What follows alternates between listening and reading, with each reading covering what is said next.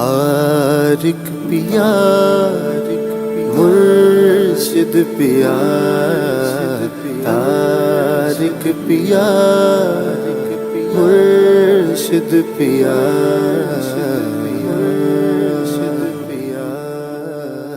بسم اللہ الرحمن الرحیم۔ السلام علیکم ورحمۃ اللہ۔ جیسا کہ میں نے آپ سے کہا تھا کہ جو علم میں نے میاں حضور سے سیکھے، میں نے اپنے استاذوں سے سیکھے اور اپنے بزرگوں سے سیکھے، میں آپ لوگوں سے شیئر کروں گا۔ تو میں انشاءاللہ تعالیٰ اپنا وعدہ پورا کروں گا اور آپ لوگوں کو اس طریقے سے سکھاؤں گا کہ جس طریقے سے میاں حضور نے ہمیں سکھایا، ہمارے استادوں نے ہمیں سکھایا۔ اسی ترتیب اور اسی طریقے کے ساتھ میں انشاءاللہ تعالیٰ وہ تمام علوم آپ لوگوں سے شیئر کروں گا اور اتنے ہی اخلاص کے ساتھ میں آپ لوگوں کو سکھاؤں گا کہ جس طریقے سے میرے بزرگوں نے مجھے سکھایا، مجھے تعلیم کیا۔ اور ہمارے بزرگوں نے جب روحانیت کی زندگی میں ہم نے قدم رکھا تو اس وقت میری عمر تقریباً 16-17 برس کی تھی۔ جو ہمارے کھیلنے کودنے کے دن تھے، ہم نے اپنا وقت اس میں ضائع نہیں کیا، بلکہ ہمارے بزرگوں نے، خاص کر ہمارے والد محترم نے ہمیں سختی کے ساتھ اس علوم کی طرف لے کر آئے، اس راستے پہ لے کر آئے۔ اور ہمارے میاں حضور جو ہمارے والد محترم ہیں، وہ اس معاملے میں بہت سخت ہیں، خاص کر اپنی اولادوں کے معاملے میں۔ اور آج بھی وہ اپنے اولادوں پر اتنی زیادہ سختیاں کرتے ہیں، اتنی زیادہ مشقت میں اپنی اولادوں کو ڈالتے ہیں اور اتنی زیادہ ریاضتیں کراتے ہیں کہ اس کی کوئی حد نہیں۔ میں نے یہ بات دیکھی ہے کہ میاں حضور ایک وقت میں اپنے مریدوں پہ تھوڑا نرمی برت لیتے ہیں، لیکن اپنی اولادوں کے معاملے میں میاں حضور کبھی بھی نرمی نہیں برتتے تھے۔ یہاں تک کہ اگر وہ کوئی ایسی ایکٹیویٹی دیکھتے تو وہ فوراً اس چیز کو تنبیہ کرتے یا فوراً اس چیز کو راستے پر لے کر آتے۔ اچھا، آج ہم جس علوم کا ذکر کریں گے اس کا تعلق روحانیت سے بہت گہرا تعلق ہے۔ یعنی کہ اگر ہم اس راستے پہ چل رہے ہیں تو ہمیں یہ علم سیکھنا بہت ضروری ہے ہمارے لیے۔ اچھا، وہ علم ہے علم العادات کا، یعنی کہ عددوں کا علم، اور علم حروف یعنی کہ حرف کا علم۔ اور آج ہم بتائیں گے کہ جو ہم نقش لکھتے ہیں، جو نقوش ہم لکھتے ہیں، یہ ایک بہت وسیع علم ہے، اور اس علم کے ذریعے ہم کیا کیا کام کر سکتے ہیں، اور اس علم کو سمجھنے کی ضرورت ہے، سیکھنے کی ضرورت ہے، پڑھنے کی ضرورت نہیں ہے، اس کو سیکھنے کی ضرورت ہے۔ اچھا، نقش کا علم وہ علم ہے جس کے اوپر بڑے بڑے بزرگان دین، بڑے بڑے اولیاء کرام نے بڑی بڑی ریاضتیں کری ہیں اور باقاعدہ اپنے مریدوں کو ریاضتیں کرائی ہیں۔ اور نقوش کا جو علم ہے، جو نقش کا علم ہے، آپ یہ دیکھیں کہ اس نقش کے ذریعے جادو کا اتار کیا جا سکتا ہے، جادو کا توڑ کیا جاتا ہے، نظر بد کا علاج کیا جاتا ہے، بیماریوں کا علاج کیا جاتا ہے، ہر چیز کا علاج کیا جاتا ہے۔ لیکن کون سا نقش ہم نے کب لکھنا ہے، کون سا نقش ہم نے کب نہیں لکھنا، کون سا نقش کس ساتھ میں لکھنا ہے، کون سا نقش کس ساتھ میں نہیں لکھنا، ہم اس کو سمجھیں گے، اس کو سیکھیں گے، اور میں اسی ترتیب سے آپ کو سکھاؤں گا جس طریقے سے روحانی مشق میں نے اس راستے کی بنیاد رکھی ہے۔ اسی ترتیب سے علم نقوش کی بھی میں بنیاد رکھوں گا کہ علم نقش ہم کس طریقے سے سیکھ سکتے ہیں، کس طریقے سے ہمیں سیکھنا چاہیے۔ اب یہ نہیں کہ میں نے آپ کو ایک نقش دے دیا اور اس کے آپ کو فائدے و خواص بتا دیے اور آپ نے اس کو لکھنا شروع کر دیا۔ اب جب آپ اس کو لکھتے ہیں، جب آپ کسی مریض کو دیتے ہیں تو کسی کو فائدہ ہوتا ہے اور کسی کو فائدہ بالکل نہیں ہوتا۔ اچھا، جس کو فائدہ ہوتا ہے اس کو فائدہ کیوں ہوتا ہے، ہم اس پہ بات کریں گے، اور جس کو فائدہ نہیں ہوتا اس کو کیوں نہیں ہوتا، ہم اس چیز پہ بات کریں گے۔ اصل میں کوئی بھی چیز، کوئی بھی کام ہمیں سیکھنے سے پہلے جو نا اس کی اہمیت کا معلوم ہونا چاہیے، اس کی حقیقت کا علم ہمیں ہونا چاہیے۔ جب تک ہم کوئی حرف لکھ رہے ہیں، جب کوئی عدد لکھ رہے ہیں، جب کوئی نقش لکھ رہے ہیں، جب تک ہمیں اس کی حقیقت کا علم نہیں ہوگا، ہم اس وقت تک کامیاب نہیں ہوں گے۔ ہمیں خالی نقش ہی نہیں لکھنا، ہمیں اس نقش کی روحانیت کو بھی اپنے اندر سلب کرنا ہے۔ عددوں کے علم کی اگر بات کی جائے تو عددوں کی بھی ایک اپنی روحانیت ہے. آئی بات سمجھ میں؟ اور آپ یہ دیکھیں کہ اگر ہم عددوں کی کیلکولیشن دیکھتے ہیں، یعنی کہ 1 سے لے کے 9 تک یہ عدد ہے. تمام کائنات کا علم جو نا ان جو 9 کا عدد ہے نا 1 سے لے کے 9 تک، یعنی کہ 1 2 3 4 5 6 7 8 اور 9، یہ 1 سے لے کر 9 تک یہ جتنے بھی عدد ہیں نا، ان سمجھ لو کہ اس میں پوری کائنات پوشیدہ ہے. اس کی ایک بہت بڑی روحانیت ہے. یعنی کہ اگر ہم روحانیت کے راستے پہ چل رہے ہیں اور روحانی علم سیکھ رہے ہیں تو ہمیں اس کا علم ہونا اتنا ضروری ہے کہ جیسے جسم کے اندر روح کا ہونا ضروری ہے. یعنی کہ اگر جسم میں سے روح نکل جائے تو جسم کسی کام کا نہیں رہتا. اسی طریقے سے روحانیت کے راستے میں علم العدد کی حیثیت بالکل روح کی طرح ہے. کیوں کہ اللہ رب العزت قرآن پاک میں فرماتا ہے سورہ جن میں کہ کل شیء عددا، کیا کہ ہم نے ہر چیز کو عددوں میں پوشیدہ کر دیا. یعنی کہ اللہ تبارک تعالیٰ نے اپنے جو راز ہیں نا، کائنات کے جو راز ہیں، وہ ان عددوں کے اندر پوشیدہ محفوظ کر دیا. اب اللہ تعالیٰ نے ان عددوں کو اس میں پوشیدہ کرا ہے تو کیوں کرا ہے؟ اور اس کی روحانیت کے ذریعے ان عددوں کی اہمیت کے ذریعے ہم اس جو راز اللہ تعالیٰ نے پوشیدہ کیا ہے، ہم انشاءاللہ تبارک تعالیٰ اس کو آہستہ آہستہ جب آپ کو بیان کرنے شروع کریں گے تو آپ اس کے اسرار و رموز سے بالکل اچھی طریقے سے واقف ہونا شروع ہو جائیں گے. آپ آئی بات سمجھ میں؟ اب آپ یہ بات دیکھیں کہ علم العدد جو ہے، کیا علم العدد یہ وہ علم ہے کہ جو سب سے پہلے حضرت ادریس علیہ السلام پہ اتارا گیا. یہ جو علم الہام جو ہوا تھا نا، یہ حضرت ادریس علیہ السلام پر ہوا تھا، پھر وہاں سے اس کا سلسلہ چلا تھا. اب ان 1 سے لے کے 9 کے عدد میں جو راز پوشیدہ ہیں وہ کیا ہیں؟ اچھا، اب ان عددوں کے جو آپ کی زندگی پہ اثرات مرتب ہوتے ہیں وہ کیا ہوتے ہیں، ہم اس پہ بات کریں گے. کیا عددوں کے جو اثرات ہوتے ہیں نا، عددوں کی جو روحانیت ہوتی ہے وہ انسان کی شخصیت پہ بہت گہرا اثر رکھتی ہے. اس راستے پہ چلنے والوں کے لیے اس کی حقیقت سے آشنا ہونا، عددوں کے علم سے آشنا ہونا بہت ضروری ہے. اگر ان عددوں کا علم آپ صحیح طریقے سے سیکھ لیں نا، اچھا ہم نے ہر کام سیکھنا ہے، ہم نے زور زبردستی کچھ نہیں کرنا، مشقت میں نہیں پڑنا، ہم نے زبردستی کوئی کام نہیں کرنا. دیکھیں ایک بات یاد رکھیے گا، یہ کلیہ ہے کہ جو چیز ہم سیکھتے ہیں نا وہ ہم کبھی زندگی میں نہیں بھولتے. جو ہم سیکھتے ہیں وہ ہم کبھی نہیں بھولتے، لیکن جو ہم پڑھتے ہیں وہ بھول جاتے ہیں ایک دن آگے. ہم نے پڑھنا نہیں ہے، ہم نے سیکھنا ہے، ہم نے روحانیت کو اپنے اندر جذب کرنا ہے. عقل مند شخص وہی ہے جو دوسروں کے تجربوں سے خود فائدہ اٹھائے، نہ کہ خود تجربہ کرے. ایسا ہی ہے نا؟ عقل مند شخص کون ہے؟ جو دوسروں کے تجربوں سے فائدہ اٹھائے. اب دوسروں کے تجربوں سے فائدہ اٹھانے سے مقصد کیا ہے؟ جو ہمارے بزرگان دین نے، ہمارے والد محترم نے، ہمارے پیر و مرشد نے، ہمارے استادوں نے جو ریاضتیں کری ہیں، جو تجربات کیے ہیں، ہمیں ان سے فائدہ اٹھانا چاہیے، نہ کہ ہم خود تجربہ کریں.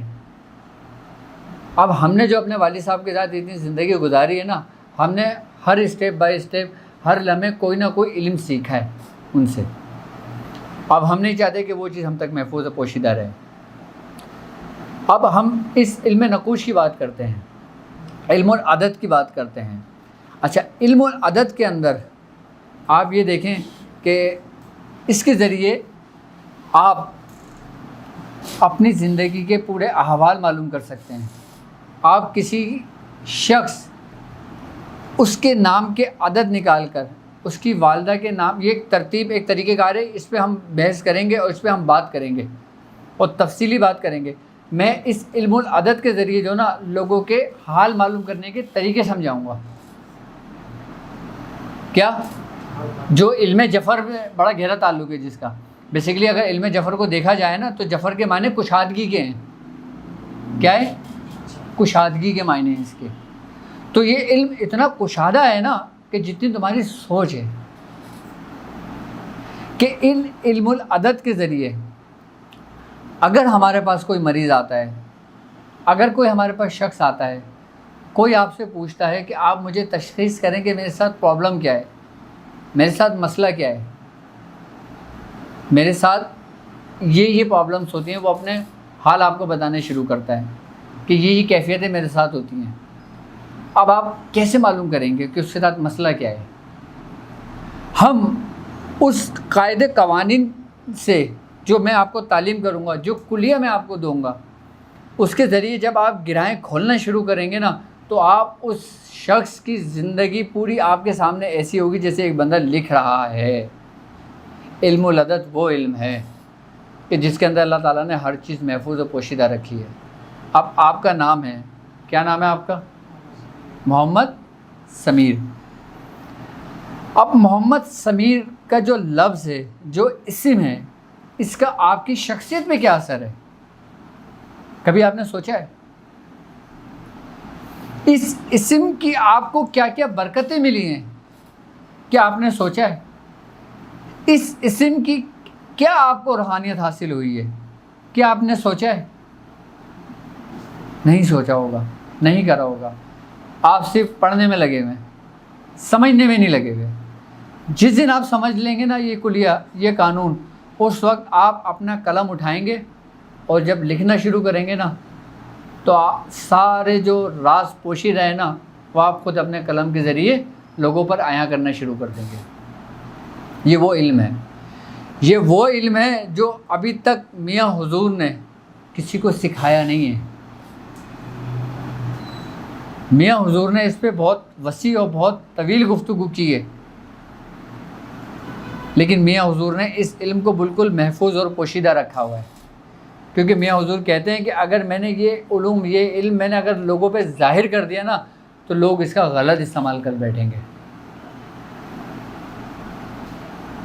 کیا؟ کہ لوگ اس کا غلط استعمال کر بیٹھیں گے. لیکن میری آپ لوگوں سے یہ ریکویسٹ ہے اور میں آپ لوگوں سے یہ آپ کو ہدایت کرتا ہوں کہ کوئی بھی علم اگر آپ کسی غلط مقصد کے لیے استعمال کرنا چاہتے ہیں یا کریں گے، اسی دن سے یہ علم آپ کا سلب ہو جائے گا، یعنی کہ ختم ہو جائے گا. اس کی کوئی فائدہ آپ کو زندگی بھر نہیں رہے گا. آپ نے جو بھی کام سیکھنا ہے، دیکھو میں ایک بات بتاؤں، ہمارے ابتدائی دور میں نا کہ جب ہم سیکھ رہے تھے نا تو ہم اپنے لیے سیکھ رہے تھے. کس کے لیے سیکھ رہے تھے؟ ہم اپنے لیے سیکھ رہے تھے. میں اپنی بات بتا رہا ہوں آپ کو، اور یہ حقیقت بات بتا رہا ہوں کہ ہر شخص علم اپنے لیے سیکھتا ہے، کوئی دوسروں کے لیے نہیں سیکھتا. جو لوگ کہتے ہیں نا کہ میں لوگوں کی خدمت کروں گا، یہ کروں گا، وہ کروں گا، وہ تو بات کی بات ہے، لیکن پہلے تم اپنی تو کر لو اصلاح. تو میں نے جو علم سیکھا تھا نا یہ میں نے اپنے لیے سیکھا تھا. اور جب کوئی چیز آپ اپنے لیے کرتے ہو نا تو بڑے احسن انداز میں کرتے ہو اور ایمانداری کے ساتھ کرتے ہو، کیونکہ آپ کو پتہ ہے کہ اس کا فائدہ مجھے ہی ہونا ہے، اس کا فائدہ مجھے ہی ہونا ہے. اس لیے آپ ایمانداری کے ساتھ سیکھتے ہو، اس لیے آپ ایمانداری کے ساتھ پڑھتے ہو، اس لیے آپ مخلص ہو کے اپنا کام کرتے ہو. جب ہم نے یہ کام سیکھا تو ہم نے اپنے لیے سیکھا تھا، لیکن جب ہماری منزلیں چینج ہوتی رہیں، منزلیں بدلتی رہیں، ہمارا جو ایک وقت ایسا آیا کہ آج ہم جس مقام پر ہیں تو ہمیں اس چیز کا احساس ہوا کہ اس کی ضرورت لوگوں کو ہے، ہمیں یہ علم لوگوں تک پہنچانا چاہیے. جب ہمارے میاں حضور نے ہم سے کہا کہ یہ علم میری امانت ہے تمہارے پاس، یہ علم میری امانت ہے تم کو کہ تم اس کے سپرد کرنا جو اس کا اہل ہو. آئی بات سمجھ میں؟ اب جب میں نے علم اپنے لیے سیکھا ایک وقت ایسا آیا کہ مجھے احساس ہوا کہ یہ علم مجھ تک ہی محدود نہیں رہنا چاہیے، تو میں نے یہ فیصلہ کیا کہ اب میں یہ علم آپ لوگوں سے شیئر کروں، تاکہ جس طریقے سے میاں حضور نے میری تربیت کی ہے، میری تعلیم و تربیت کی ہے، مجھے یہ علم سکھایا ہے، میں بالکل اسی طریقے سے آپ لوگوں کو یہ سکھانا چاہتا ہوں۔ لیکن آپ لوگوں سے ایک ہی ریکویسٹ ہے، کیا کہ اس علم کو بالکل اخلاص کے ساتھ مخلص ہو کر سیکھیں اور اپنے لیے سیکھیں، کیونکہ جب آپ اپنے لیے سیکھیں گے تو آپ ہر کام توجہ کے ساتھ کریں گے۔ اب جو لوگ میرے ساتھ اس سفر میں شامل ہیں، جو لوگ میرے ساتھ اس سفر میں چل رہے ہیں، یا جو لوگ نئے آنے والے ہوں گے جو یہ علم سیکھیں گے یا یہ علم سیکھنے کی جستجو رکھیں گے، وہ میرے فرسٹ اسٹیج سے میرے ساتھ چلیں گے۔ جو لوگ میرے ساتھ بالکل ابتدائی سے چلیں گے نا، وہ مجھے بہت عزیز ہے، کیونکہ ان کی محنت مجھے عزیز ہے۔ وہ جو تکلیف جو پریشانیاں اٹھائیں گے نا، اس کا احساس مجھے ہوگا۔ کیوں؟ کیونکہ میں خود وہ تکلیفیں، وہ احساس، وہ پریشانیاں، وہ مشقت میں جھیل چکا ہوں۔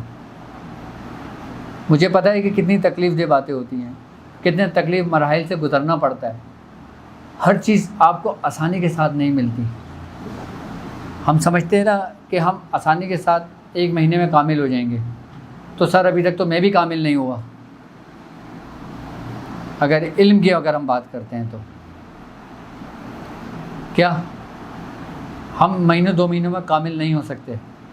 علم ایک ایسا سمندر ہے کہ آپ اس میں جتنا ڈوبتے جائیں گے نا، آپ اتنا اس کی گہرائی میں جاتے جائیں گے۔ اور یہ ایک واحد علم ہے جو روحانیت کا علم ہے کہ کوئی شخص اس میں کامل و مکمل نہیں ہو سکتا۔ اس میں کامل اور مکمل صرف ایک ہی ذات ہے، اور وہ ہے سرکار دو عالم صلی اللہ علیہ وآلہ وسلم کی ذات مبارکہ، کہ جو اس میں بالکل مکمل ذات ہے، جو ہمارے لیے ایک آئیڈیل پرسنالٹی ہے، جو ہمارے لیے جینے کا ایک بہترین طریقہ ہے، اور اس راستے پہ چلنے کے لیے ان کی اطاعت ہمارے لیے ایسے ہی ہے کہ جیسے جسم میں تمہاری روح۔ اگر ہم سرکار دو عالم صلی اللہ علیہ وآلہ وسلم کی اطاعت کے بغیر، شریعت پہ چلے بغیر، کیا شریعت کے راستے پر چلے بغیر اگر ہم اس راستے پہ چلتے ہیں نا، تو یہ سمجھ لیں کہ ہمیں گمراہی کے 90% ہمارے چانس ہیں کہ ہم گمراہ ہو جائیں۔ کیونکہ جب انسان اس راستے پہ چلتا ہے نا، جب اس کے ساتھ جب اس کا کشف کھلتا ہے، جب اللہ تبارک و تعالیٰ اس کو عجائبات دکھاتا ہے، تو اس میں اس کو گمراہ ہونے کا چانس ہوتا ہے۔ تو وہ اس کا استاد ہوتا ہے، وہ اس کا پیر و مرشد ہوتا ہے، جو اس کو گمراہی سے بچاتا ہے۔ کیوں؟ کیونکہ تمہارا استاد، تمہارا شیخ، تمہارا مرشد، اس کی حیثیت ایسے ہے کہ جیسے امتیوں پر نبی کو فضیلت ہے۔ تمہارے پیر و مرشد کی اہمیت، تمہارے پیر و مرشد کی حیثیت بالکل تم لوگوں میں ایسے ہی ہے۔ کیوں؟ کیونکہ مرشد جو ہوتا ہے نا، اس کا ہاتھ اپنے مرشد پر ہوتا ہے، اس کا ہاتھ اس کے مرشد پر ہوتا ہے، اور یہ پھر سلسلہ کس مرشد تک جاتا ہے؟ جو کامل و مکمل ہے۔ وہ ذات کس کی ہے؟ سرکار دو عالم صلی اللہ علیہ وآلہ وسلم کی۔ اس کی ابتدائی منزل جو ہے، جو لوگ روحانی مشق کر رہے ہیں، وہ لوگ اپنی روحانی مشق جس ترتیب سے کر رہے ہیں وہ اسی ترتیب سے کرتے رہیں۔ اس کے ساتھ ساتھ اب اس علم کی طرف بھی آئیں اور اس کا دروازہ کھٹکھٹائیں اور اس کے اندر داخل ہوں، علم العدد کی طرف، یعنی کہ نقش کے علم کی طرف۔ اب ہم نقش کے پروگرام کا آغاز کریں گے اپنا، اور اس کے بارے میں اس کی ابتدائی جو بیس ہے وہ میں آپ کو سمجھاؤں گا۔ یہ اتنی ڈیٹیل میں بتانے کا مقصد علم العدد کی یہ تھی تاکہ اس کی اہمیت کا اندازہ آپ کو ہو کہ اس کی اہمیت کتنی ہے۔ جس طریقے سے علم العدد ہے، ابھی میں نے علم العدد کے بارے میں بتایا ہے آپ کو، ٹھیک ہے۔ اب میں تھوڑا سا آپ کو علم الحروف کے بارے میں بتا دوں کہ علم الحروف کیا ہے۔ علم الحروف بیسیکلی یہ ایک پوشیدہ اور محفوظ علم ہے۔ نبی کریم صلی اللہ علیہ وآلہ وسلم نے فرمایا کہ اللہ رب العزت نے قرآن پاک کو 7 حروف پر اتارا۔ کتنے؟ 7 حروف پہ اللہ تعالیٰ نے قرآن پاک کو اتارا۔ وہ 7 حروف کیا ہیں ہم اس پہ بات کریں گے۔ ان 7 حروفوں کی ترتیب کیا ہے، ان 7 حروفوں میں کیا کیا راز پوشیدہ ہیں، وہ 7 حروف کے عدد کیا ہیں۔ اب آپ دیکھیں دوبارہ ہم کہاں پر آ گئے؟ جہاں سے چلے تھے ہم، علم العدد سے چلے تھے نا۔ اب یہ دونوں یہ 2 دریا ہیں۔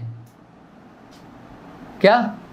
یہ 2 دریا ہیں جو آپس میں مل رہے ہیں، اور جب بہتے ہیں تو اس میں سے علم، اس کے اسرار، اس کے رموز وہ آپ پہ نمایاں ہوتے ہیں، وہ آپ پہ ظاہر ہوتے ہیں۔ ہر حرف کے عدد ہوتے ہیں۔ میں نے آپ سے کہا تھا نا کہ یہ علوم کس کے اوپر اتارا گیا تھا؟ حضرت ادریس علیہ السلام کے اوپر، اور آپ کو ان حروفوں پہ کمال حاصل تھا اس علم پر۔ آئی بات سمجھ میں؟ اب ہم بات کر رہے تھے ان 7 حروف کی۔ وہ 7 حروف کیا ہیں؟ وہ 7 حروف جو ہیں نا وہ بیسیکلی ہیں حروف تہجی۔ کیا ہیں؟ حروف تہجی۔ اب آپ کے دماغ میں یہ خیال آئے گا، یہ سوچ آئے گی کہ حروف تہجی میں تو 28 حروف ہیں۔ کتنے حروف ہیں؟ آپ نے ذکر کیا کیا تھا؟ 7 حروف کا۔ اب جو حروف تہجی ہیں جس کو ہم کہتے ہیں ابجد، حوض، حتی، کلمن، صافس، قریشت، سخل اور دوغت، یعنی کہ دوات، زوئیں اور غین، یہ کیا ہیں؟ یہ حروف تہجی ہیں۔ اچھا، جس طریقے سے علم العدد کی ہم بات کر رہے تھے تو ان حروفوں کو بھی 4 حصوں میں تقسیم کیا گیا ہے۔ حروف تہجی کو کتنے حصوں میں تقسیم کیا گیا ہے؟ 4 حصوں میں تقسیم کیا گیا ہے۔ وہ 4 حصے کون سے ہیں؟ آتشی، بادی، آبی اور خاکی۔ اب اگر آپ نے میری پہلی نشست دیکھی ہو تو میں نے اس میں 4 عناصر کا ذکر کیا تھا کہ جس سے حضرت آدم علیہ السلام کی تخلیق ہوئی تھی۔ یہ وہی 4 عناصر ہیں، یعنی کہ یہ زندگی ہے۔ کیا ہے؟ یہی ظاہر ہے اور یہی باطن ہے۔ اب حروف تہجی کو 4 حصوں میں تقسیم کر دیا گیا: آتشی، بادی، آبی اور خاکی۔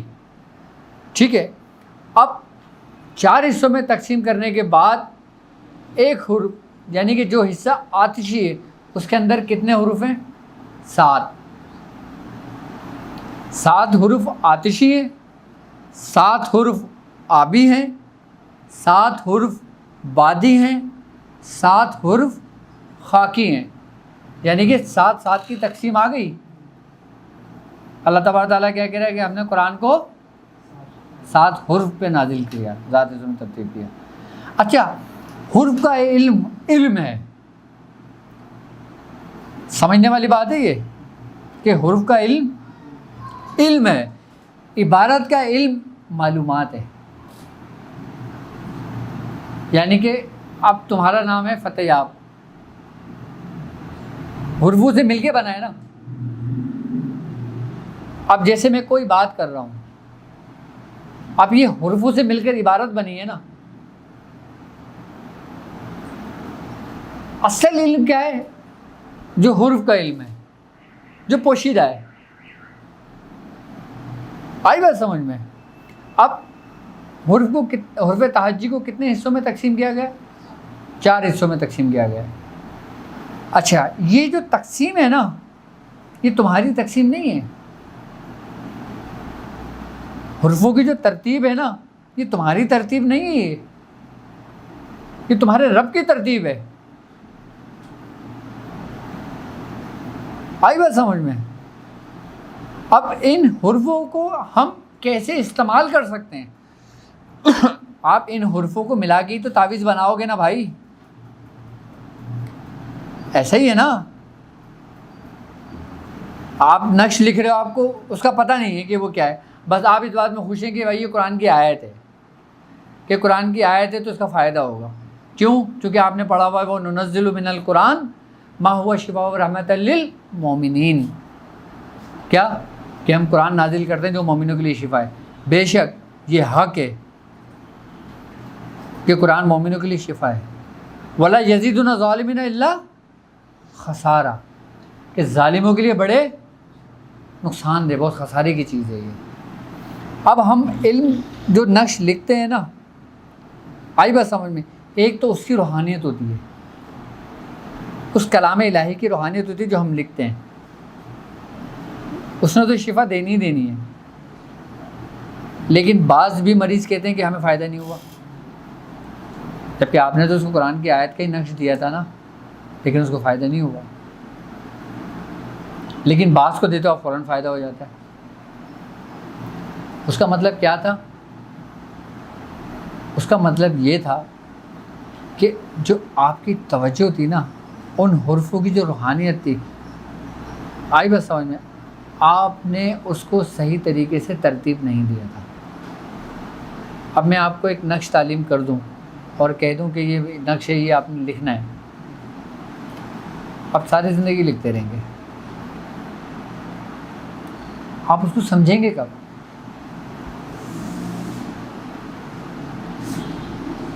آپ اس کو سمجھیں گے کب؟ ہمیں سمجھنا ہے، ان حرفوں کو سمجھنا ہے. اچھا میں آپ کو ایک بات بتاؤں، ان حرفوں کی جو اہمیت ہے، ان حرفوں میں جو نا یہ بیسیکلی ہیں علامتیں. کیا ہیں؟ علامت ہے.